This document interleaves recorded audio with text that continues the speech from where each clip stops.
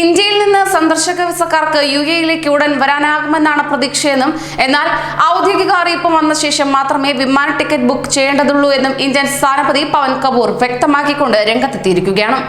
ഇരു രാജ്യങ്ങളും ഇതിനുള്ള നടപടികൾ പൂർത്തീകരിച്ചു വരികയാണ്. തുടർന്ന് ഇന്ത്യൻ ആഭ്യന്തര മന്ത്രാലയമാണ് തീരുമാനം എടുക്കേണ്ടത്.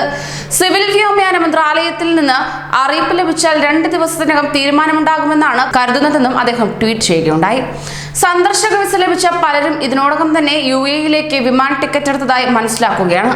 ഔദ്യോഗിക പ്രഖ്യാപനം വന്ന ശേഷം മാത്രമേ ടിക്കറ്റ് ബുക്ക് ചെയ്യേണ്ടതുള്ളൂ എന്ന് ഒരിക്കൽ കൂടി ഓർമ്മിപ്പിക്കുന്നു. കഴിഞ്ഞ ദിവസം കേരളത്തിൽ നിന്ന് സന്ദർശക വിസയിൽ വരാൻ ശ്രമിച്ചവരെ വിമാനത്താവളങ്ങളിൽ നിന്ന് തിരിച്ചയച്ചിരുന്നു. യുഎഇയിലുള്ള കുടുംബത്തിനടുത്ത് എത്താൻ കാത്തിരിക്കുന്ന ഒട്ടേറെ കുടുംബങ്ങൾ കേരളത്തിലടക്കം ഇന്ത്യയിലെ പല ഭാഗത്തുമുള്ളതായാണ് റിപ്പോർട്ടുകൾ ലഭ്യമാകുന്നത്. ലോക്ക്ഡൌൺ കാരണം നാട്ടിലൊറ്റപ്പെട്ടു പോയ കുട്ടികളും ഇക്കൂട്ടത്തിൽ ഉണ്ട്. ഇവർക്കെങ്കിലും യാത്ര അനുവദിക്കണമെന്നാണ് ആവശ്യം ഉയർന്നത്. യുഎഇയിലേക്ക് സന്ദർശക വിസയിൽ വരുന്നവരിൽ ഭൂരിഭാഗവും തൊഴിൽ തേടിയാണ് എത്തുന്നത്.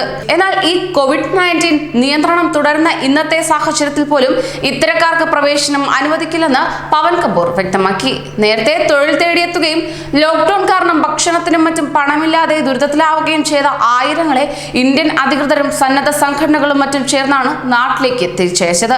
ആയതിനാൽ തന്നെ ഈ ഒരു സാഹചര്യം തൊഴിൽ തേടി വരേണ്ടതാണോ എന്ന് ചിന്തിച്ചിട്ട് യുഎഇയിലേക്ക് വരണോ വേണ്ടയോ എന്ന തീരുമാനം കൂടി എടുക്കണമെന്നാണ് പവൻ കപൂർ വ്യക്തമാക്കുന്നത്. കൂടുതൽ പ്രവാസി വാർത്തകൾക്കായി ഈ ചാനൽ സബ്സ്ക്രൈബ് ചെയ്യൂ.